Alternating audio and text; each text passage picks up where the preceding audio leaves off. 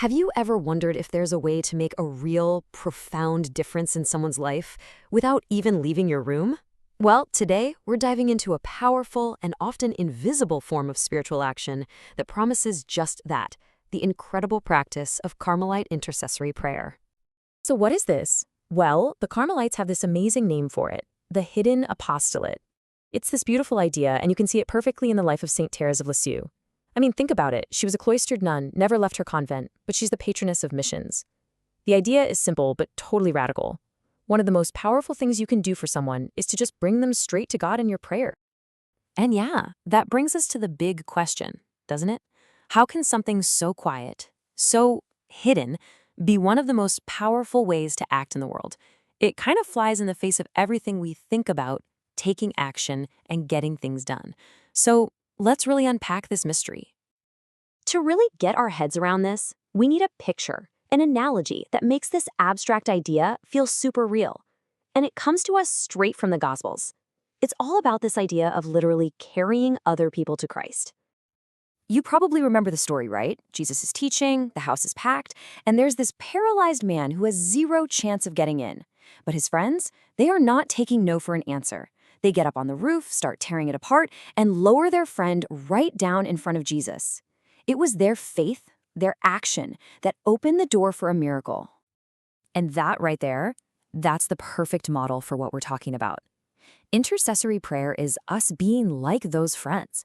We get to carry people who are spiritually paralyzed. Maybe they're stuck in sin or doubt or just despair, and we bring them to God when they can't or maybe even won't go themselves.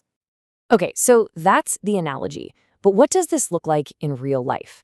Well, let me tell you this incredible true story about St. Therese and a murderer named Henri Pranzini. If anyone was spiritually paralyzed, believe me, it was this guy. So Pranzini was on death row, completely unrepentant. He was headed for the guillotine and had absolutely no interest in God, forgiveness, anything. I mean, from a human perspective, it was a totally hopeless situation. He wanted nothing to do with Jesus. But Therese didn't see a hopeless case. She saw a soul that needed help, and she decided, I'm going to be his spiritual friend. So she started to pray, to fast, to offer up all these little sacrifices, all for this one man. She was literally going to carry him to Jesus on the litter of her prayer. And get this, she prayed with absolute confidence, just asking God for one single sign that her prayers were heard. She wasn't at the execution, of course. She had to wait for the newspaper the next day, just holding her breath. This was a true spiritual battle for a man's soul. And then she reads the report, and there it is, the sign. At the very last moment, just before the blade fell, Henri Pranzini, the hard-hearted criminal, suddenly grabs the crucifix from the priest and kisses it 3 times.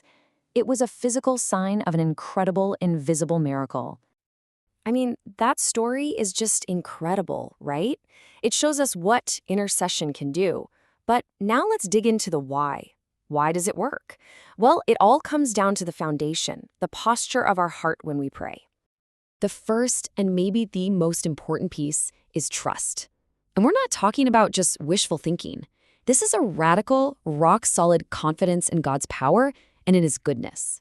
It's truly believing that He loves the person you're praying for even more than you do, and He wants what's best for them. You know, another great Carmelite, St. Teresa of Avila, said it perfectly. She said, you pay God a compliment by asking great things of Him. I just love that. It's like she's saying, don't be timid. Go big in your prayers. Asking for impossible things is a huge act of faith. The second disposition is humility, and this one's key. We're not telling God what to do. We're not handing Him a to-do list.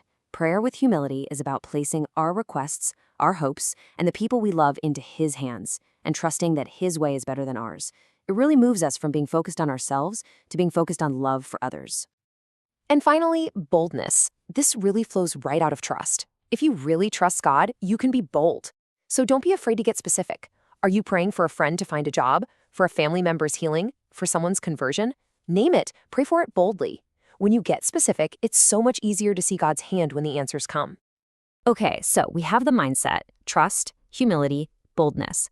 But how do we actually make this a real, consistent part of our lives? Let's get super practical and look at a few tools straight from the Carmelite tradition. we're going to talk about 3 simple but really powerful tools: making a prayer chart, praying with sacrifice, and praying in community. These are all designed to make our prayer life super intentional. First up, the prayer chart. This is so simple, but it's a game changer. Just make a physical list of the people you're committing to pray for. It could be your family, your friends, people who are sick, anyone. You can even use their pictures. Just put that list where you pray. It acts as this constant reminder and turns a vague idea into a focused daily commitment. Second, pray with sacrifice. This is exactly what Saint Therese was doing for Pranzini. It just means you unite your prayer with a small, concrete action. Maybe you skip that afternoon snack, or you give up watching a show you wanted to see, or you just handle a little annoyance with a good attitude, and you offer it up for your intention. It's how you go from saying, "I'm asking with my words," to saying, "I'm asking with my body, with my will, with my whole self." And third, pray in community. Even though so much of this is hidden, it's not meant to be a solo mission. When you're with a friend and you say, "I'll pray for you," how about you just stop and do it right then and there?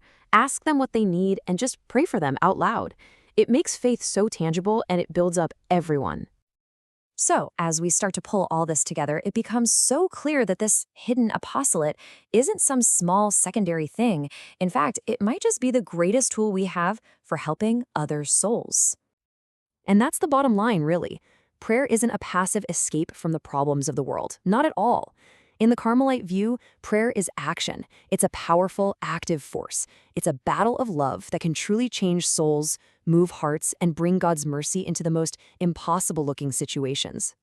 So I'll just leave you with this one final question, a challenge for all of us. When you look at the world, when you look at your own life and the people you love, who needs to be carried? Who can you carry in prayer today?